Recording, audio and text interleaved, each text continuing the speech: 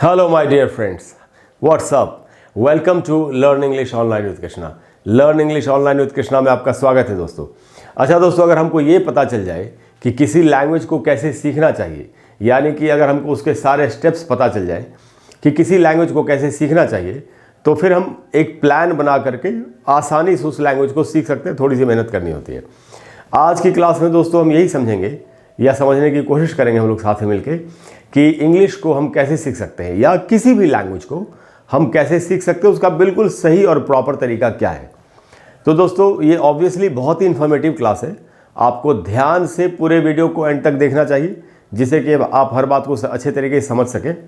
तो दोस्तों आज जो टॉपिक है जिस पर आज हम लोग बात करेंगे वो है how to learn a language. एक लैंग्वेज को कैसे सीखना चाहिए, एक लैंग्वेज को सीखने का असल में क्या तरीका है। तो दोस्तों किसी भी लैंग्वेज को आप कम से कम 3 हिस्सों में बांट के उसको सीख सकते हैं। और ये बहुत इंपॉर्टेंट बातें आपको बता रहा हूँ, आपको बहुत ध्यान से सुननी चाहिए।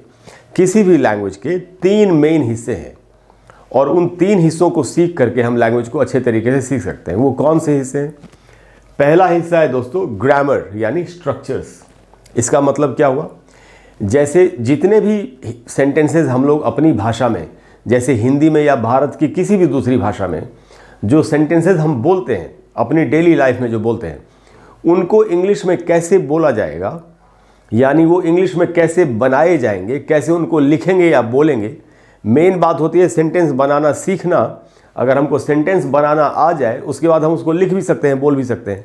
तो ये जो हिस्सा है, ये पहला हिस्सा है ग्रामर यानी कि स्ट्रक्चर्स, सेंटेंस स्ट्रक्चर्स, कि कोई भी जो सेंटेंस हम हिंदी में बोलना चाहते हैं उसका स्ट्रक्चर क्या है या वो सेंटेंस कैसे बनता है। जैसे अगर बोलना हो कि अरे यार मैं तो बस तुम्हें फ़ोन करने ही वाला था, तो ये सेंटेंस कैसे बनता है ये हमको सीखना पड़ेगा। अगर हम इसको नहीं सीखेंगे तो हम इस बात को इंग्लिश में कैसे बोलेंगे, नहीं बोल सकते ना।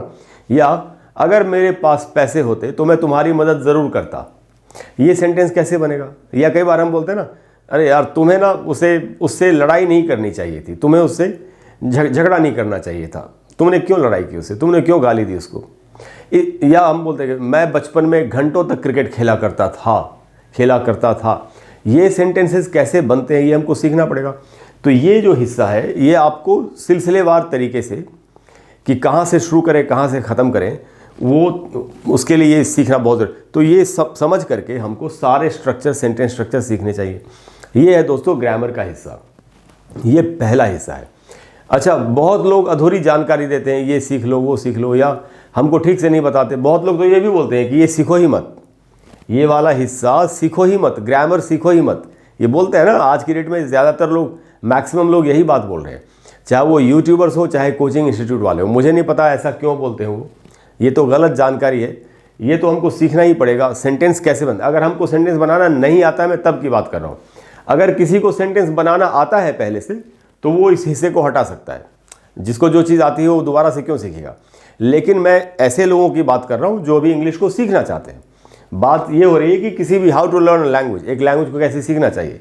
सिर्फ इंग्लिश की ही बात नहीं है। अगर आपको फ्रेंच लैंग्वेज सीखनी है, जर्मन लैंग्वेज सीखनी है, रशियन लैंग्वेज सीखनी है, संस्कृत भी सीखनी है, तो आपको ये तो सीखना पड़ेगा ना कि किसी भी भाषा में, यहाँ तक कि संस्कृत में ही या अरेबिक में या किसी भाषा में एक सेंटेंस कैसे बोला जाएगा, वो सेंटेंस कैसे बनता है, ये तो सीखना पड़ेगा। इसीलिए दोस्तों हर हिस्सा इंपॉर्टेंट है। किसी भी हिस्से को अगर हम हटा देंगे तो हमारे लैंग्वेज को सीखना लगभग इम्पॉसिबल हो जाएगा, असंभव हो जाएगा। तो पहला हिस्सा है दोस्तों ग्रामर, जो कि स्ट्रक्चर्स को इन्वॉल्व करता है, सेंटेंस स्ट्रक्चर्स को।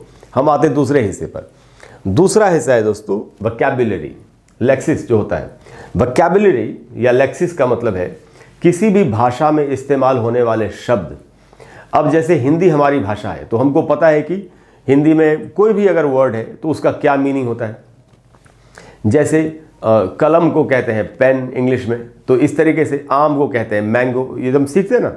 तो जैसे हमको मालूम है कि हिंदी में आम जो फल होता है उसको आम कहते हैं, लेकिन इंग्लिश में उसको क्या कहेंगे, उसको मैंगो कहते हैं। ये हमको सीखना पड़ेगा। इस तरीके से जो अनगिनत शब्द हैं, जैसे हिंदी में हम जितनी भी बातें बोल रहे हैं या अपने चारों तरफ नज़र घुमा के जब हम देख रहे हैं कोई भी जो चीज़ है, जैसे जितने अनाज हैं, जितने मसाले हैं, जितने फूल हैं, जितने फल हैं, जितने रंग हैं, शरीर के हिस्से हैं, ये वोकैब्युलरी पूरी की पूरी। स्पोर्ट्स की दुनिया में कौन सी वोकैब्युलरी इस्तेमाल होती है, फैशन की दुनिया में कौन सी वोकैब्युलरी इस्तेमाल होती है, जर्नलिज्म की दुनिया में कौन सी वोकैबुलरी इस्तेमाल होती है, म्यूज़िक मूवीज़ की दुनिया में कौन सी वोकैबुलरी इस्तेमाल होती है, ये सारा हमको सीखना पड़ेगा। अगर पूरा नहीं तो थोड़ा थोड़ा तो सीखना ही पड़ेगा, जिससे कि हम कम से कम आधा घंटा 1 घंटा किसी टॉपिक पर अगर हमको बोलने की ज़रूरत आ जाए, पड़ जाए, तो हम उस पर बोल भी सकें या लिख भी सकें। इसके लिए हमको वोकैबुलरी सीखनी पड़ेगी। वोकैबुलरी सीखने के लिए क्या करना चाहिए, आपके पास जो भी डिक्शनरी है, English to Hindi, Hindi to English, वो तो है ही। इसके अलावा आपको इंग्लिश टू इंग्लिश डिक्शनरी का भी इस्तेमाल करना चाहिए। English to English dictionary Oxford advanced learners dictionary से ज़्यादा अच्छी डिक्शनरी पूरी दुनिया में कोई नहीं है। बेस्ट डिक्शनरी है ऑक्सफोर्ड एडवांस्ड लर्नर्स डिक्शनरी, आपके पास होनी चाहिए। फिर आपको अगर बहुत ज़्यादा वोकैबुलरी आपको नहीं आती है अभी, तो इंग्लिश टू हिंदी का भी की भी मदद आप ले सकते हैं। English to English main dictionary आपको यूज़ करनी चाहिए और इंग्लिश टू हिंदी का भी आपको इस्तेमाल करना चाहिए अगर आपको बहुत ज़्यादा दिक्कत हो रही है तो। वैसे मेजर पार्ट ऑफ जो स्टडीज़ है आपका, वो आपको इंग्लिश टू इंग्लिश डिक्शनरी से करना चाहिए। तो वोकैबुलरी हमको सीखनी पड़ेगी। जब तक हम वोकैबुलरी नहीं सीखेंगे, मान लेते हैं हमने ये स्ट्रक्चर सीख लिए सारे सेंटेंस कैसे बनते हैं हमको पता चल गया, अब उसी स्ट्रक्चर पे ये सारे स्ट्रक्चर्स को यूज़ करके अगर हम किसी बात को बोलना चाहते हैं तो उसमें ऑब्वियसली एकदम पक्की बात है कि ऐसे वर्ड्स भी आएंगे जिनकी हमको मीनिंग सीखनी पड़ेगी, क्योंकि हम हमेशा एक ही तरह की बात तो बोलते नहीं है, बहुत तरह तरह की बातें बोलते हैं अपनी लाइफ में, डेली लाइफ में। तरह तरह की घटनाएं बताते हैं लोगों को, आज ऐसा हुआ, कल वैसा हुआ, आज मैं वहाँ जाऊँगा, या अभी ऐसा हो रहा है, दुनिया भर की बातें बताते हो। तो उनमें कौन कौन से वर्ड्स इस्तेमाल होंगे, वोकैबुलरी क्या इस्तेमाल होगी, वो हमको सीखनी पड़ेगी। तो दोस्तों ये दूसरा हिस्सा है। तो पहला हिस्सा है ग्रामर यानी कि स्ट्रक्चर, सेंटेंस स्ट्रक्चर्स, और दूसरा हिस्सा है वोकैबुलरी का। ये दोनों हिस्से बहुत ही इंपॉर्टेंट हैं। अब हम आते हैं तीसरे हिस्से पर। तीसरा हिस्सा भी उतना ही इंपॉर्टेंट है और वो है दोस्तों प्रोनंसिएशन। प्रोनंसिएशन सबसे पहले तो ये इसका मीनिंग है हिंदी में उच्चारण। सबसे पहले तो इस वर्ड को ही हम लोग गलत तरीके से बोल लेते हैं कई बार, जैसे इसको हम बोलते हैं प्रोनाउंसिएशन। प्रोनाउंसिएशन तो होगा नहीं, प्रोनंसिएशन, इस तरीके से इसको बोलना चाहिए। अगर आप बिल्कुल करेक्ट प्रोनंसिएशन सीखना चाहते हैं, मैंने कई बार बताया है, मेरे चैनल पर एक प्लेलिस्ट है मेरी जिसका नाम है learn pronunciation and phonetics. Pronunciation सीखें, उस प्लेलिस्ट में 100 से भी ज़्यादा मेरे वीडियोज़ हैं सिर्फ प्रोनंसिएशन के ऊपर। तो आप उन वीडियोज़ को देख करके आप बिल्कुल परफेक्ट प्रोनंसिएशन सीख सकते हैं, सीखने की कोशिश कर सकते हैं। दोस्तों प्रोनंसिएशन किसी भी लैंग्वेज का फेस होता है। जैसे इंसान का फेस चेहरा होता है, हम चेहरे से ही लोगों को पहचानते हैं, उनसे प्यार या नफरत करते हैं, वैसे ही किसी भी लैंग्वेज का फेस है उसका pronunciation.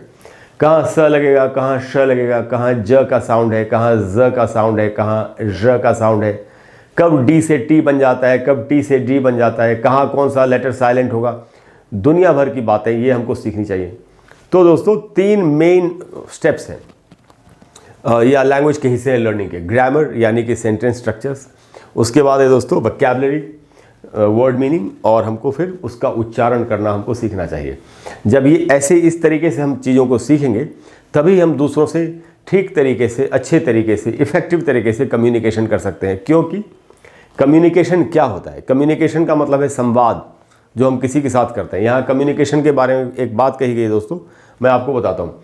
Communication is a two way process.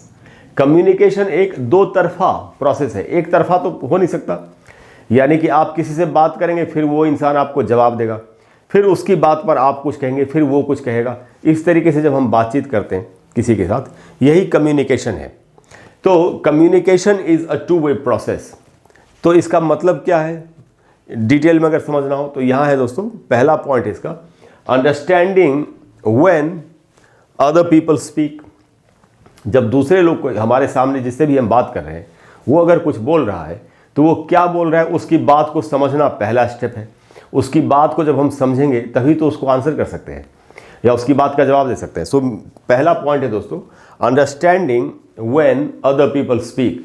जब दूसरे लोग बोलते हैं तो उनकी बात को समझना, ये पहला पॉइंट है। दूसरा पॉइंट है दोस्तों कन्वेइंग, कन्वे करना यानी बताना, conveying what you want to say to others.